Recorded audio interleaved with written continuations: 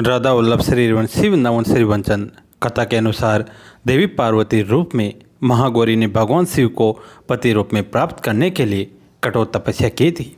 एक बार भगवान भोलेनाथ द्वारा कहे गए किसी वचन से पार्वती जी का मन आहत होता है और पार्वती जी तपस्या में लीन हो जाती हैं।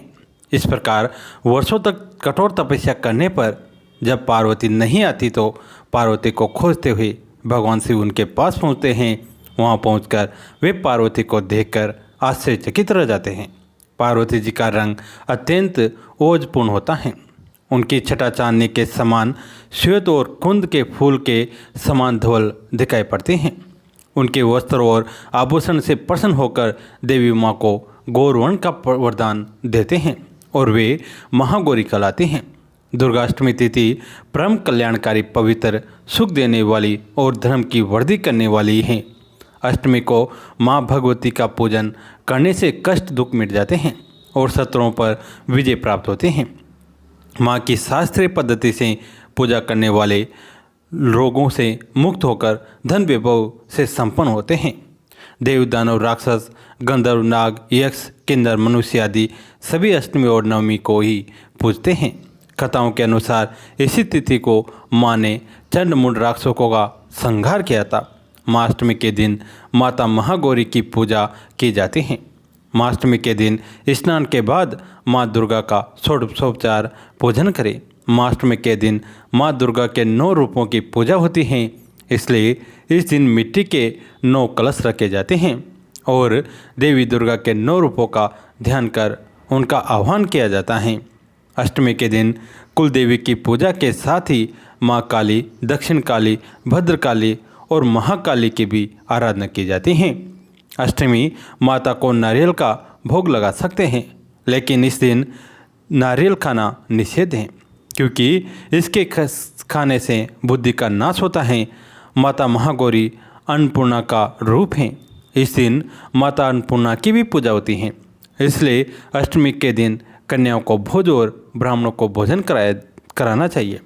खीर, मालपुए, मीठा हलवा, पूरण पोटी, केले, नारियल, मिष्ठान, घेवर, घी, शहद और तिल और गुड़ माता को अर्पित करें। यदि अष्टमी को पालना कर रहे हैं तो विविध प्रकार के महागौरी का पूजन कर भजन, कीर्तन, नृत्य आदि उत्सव मनाना चाहिए। विविध प्रकार से पूजा हवन कर 9 कन्याओं को भोजन खिलाना चाहिए। हलवा आदि प्रसाद वितरित करना चाहिए। देवी महात्म्य के मूल पाठ से या नवाण मंत्र से होम करना चाहिए अथवा गरज सहित पायस द्वारा गायत्री मंत्र का उच्चारण करके हवन करें, क्योंकि यह श्रीमद् देवी भागवत महापुराण गायत्री में कहा गया है। कथावाचक को वस्त्र, भूषण, धन आदि के द्वारा संतुष्ट करें, क्योंकि कथावाचक के प्रसन्न होने पर सभी देवता उस पर प्रसन्न हो जाते हैं। श्रद्धापूर्वक ब्राह्मणों को भोजन कराए और नानाविध दक्षिणाओं से उन्हें संतुष्ट करें, क्योंकि वे विप्र प्रतिपद देवताओं के स्वरूप हैं। उनके संतुष्ट होने पर वांछित फल प्राप्त होता है। सुहागिन स्त्रियां तथा कुमारी कन्याओं को साक्षात देवी समझकर उन्हें भोजन कराए और उन्हें दक्षिणा देकर अपने मनोरथ की सिद्धि के लिए प्रार्थना करें। स्वर्ण दूध देने वाली गो, हाथी, घोड़े और भूमि का दान करना चाहिए, क्योंकि उसका अक्षय फल होता है। सुंदर अक्षरों में लिखी देवी भागवत की पुस्तक को रेशमी वस्त्र में लपेटकर उसे स्वर्ण निर्मित सिंहासन पर रखकर अष्टमी या नवमी तिथि को विधिपूर्वक कथावाचक को दान करना चाहिए। ऐसा करने से वो इस संसार में सभी सुखों को भोग कर अंत में दुर्लभ मोक्ष प्राप्त करता है। पुराण को जानने वाला वक्ता चाहे दरिद्र हो, दुर्लभ हो, बालक हो, युवक हो अथवा वृद्ध हो, वह सर्वदा वंदनीय, पूजनीय एवं मान्य होता है। यद्यपि संसार में जन्म अथवा गुण के कारण अनेक गुरु हैं, परंतु पुराण का ज्ञाता उन सब में श्रेष्ठ गुरु हैं। व्यास के आसन पर बैठा हुआ पौराणिक ब्राह्मण जब तक कथा समाप्त न हो जाए तब तक किसी को भी प्रणाम न करें। जो लोग इस दिव्य पौराणिक कथा को श्रद्धा रहित होकर सुनते हैं, उन दुखी तथा दरिद्र युक्त मनुष्यों को कथा श्रवण का पुण्य फल प्राप्त नहीं होता। जो लोग तांबूल, पुष्प आदि उपचारों से पुराण का पूजन किए बिना ही देवी की कथा सुनते हैं वे दरिद्र होते हैं, और जो लोग कथा के बीच में ही उसे छोड़कर अन्यत्र चले जाते हैं कुछ ही समय बाद उनकी संपदा एवं स्त्री आदि नष्ट हो जाती हैं।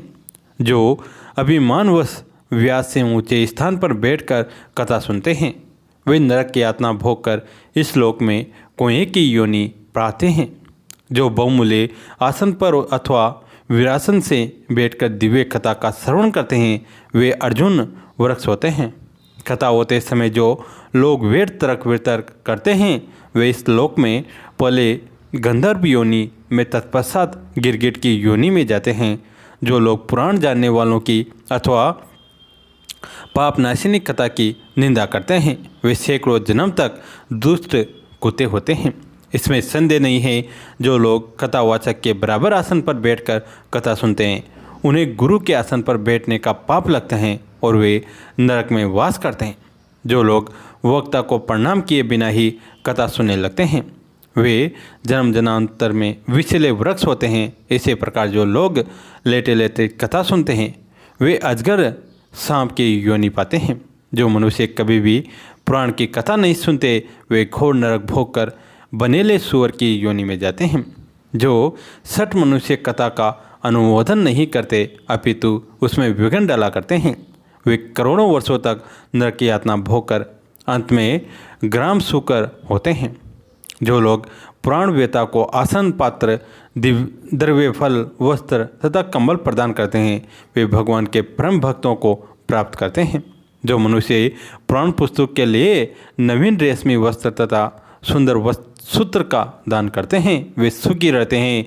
सभी पुराणों के सुनने से जो फल प्राप्त होता है उसे 100 गुना पुण्य श्रीमद् देवी भागवत पुराण के श्रवण से होता है। जिस प्रकार नदियों में गंगा श्रेष्ठ है, देवताओं में शिव, काव्यों में वाल्मीकि, रामायण तथा तेजस्वियों में भगवान सूर्य श्रेष्ठ हैं, और जैसे आनंद देने वाले में चंद्रमा, सब दनों में सुयश, क्षमाशील में पृथ्वी, गंभीरता में समुद्र, मंत्रों में गायत्री तथा पापनाश के उपायों में भगवत स्मरण श्रेष्ठ हैं, उसी प्रकार 18 पुराणों में यह श्रीमद् देवी भागवत पुराण सर्वश्रेष्ठ हैं। जिस किसी भी उपाय से यदि कोई मनुष्य इस महापुराण की 9 आवृत्तियाँ सुन ले तो उसके फल का वर्णन नहीं किया जा सकता, वो तो जीवन मुक्त ही हो जाता है।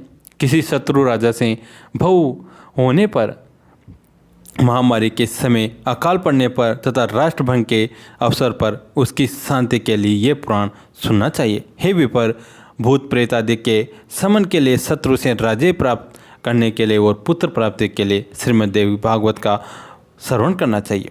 जो देवी भागवत के आधे श्लोक या चौथे श्लोक को भी प्रतिदिन सुनता या पढ़ता है वो परम गति को प्राप्त होता है।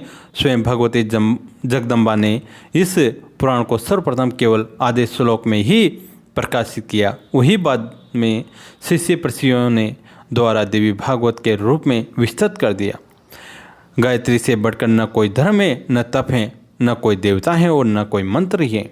भगवती अपना गुणगान करने वाले ही की रक्षा करती हैं, इसी कारण से उन्हें गायत्री कहा जाता है। वे भगवती गायत्री इस पुराण में अपने रहस्यों सहित विराजते हैं, अतः भगवती को प्रसन्न करने वाले इस देवी भागवत की 16वीं कला के समान भी अन्य महापुराण नहीं हो सकते।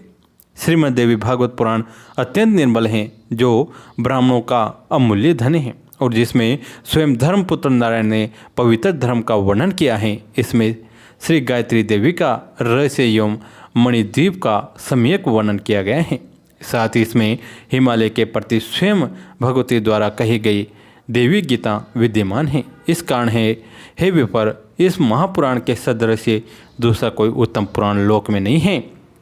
अतः आप लोग सदा इस देवी भागवत पुराण का भली भांति सेवन करें, जिनके संपूर्ण प्रभाव को ब्रह्मा, विष्णु, शिव तथा भगवान शेष भी भली भांति नहीं जान सकते, जबकि वे उन्हीं के अंशज भी हैं। तब दूसरे देवता उन्हें कैसे जान सकेंगे। उन भगवती जगदम्बा को मेरा निरंतर प्रणाम है, जिनके चरण कमलों की धूलि पाकर ब्रह्मा समस्त संसार की रचना करते हैं, भगवान विष्णु निरंतर पालन करते हैं और रुद्र संहार करते हैं। दूसरे किसी उपाय से वे अपना अपना कार्य करने में समर्थ नहीं हो सकते। ऐसी उन भगवती जगदम्बा को मेरा सतत प्रणाम है। अमृत सागर के तट पर कल्प वृक्ष को वाटिका से सुशोभित मणिद्वीप में स्थित भ्रमवर्ण चित्रित चिंतामणि में भवन में तथा परम शिव के हृदय में विराजमान रहने वाली और मंद मंद मुस्कान युक्त मुखमंडल वाली जगदम्बा का ध्यान करके मनुष्य सांसारिक सुखों को उपभोग करता है और अंत में निश्चय ही मोक्ष प्राप्त करता है। इस प्रकार ब्रह्मा विष्णु शिव इंद्र आदि देवता एवं समस्त महर्षियों द्वारा पूजित मणिद्वीप निवासिनी वे भगवती संसार का कल्याण करती रहे। कैसी लगे आज की कथा? अगर अच्छी लगी तो इसे अपने दोस्तों के साथ, फैमिली के साथ शेयर करें। कहानी अंत तक सुनने के लिए आप सभी का तहे दिल से धन्यवाद।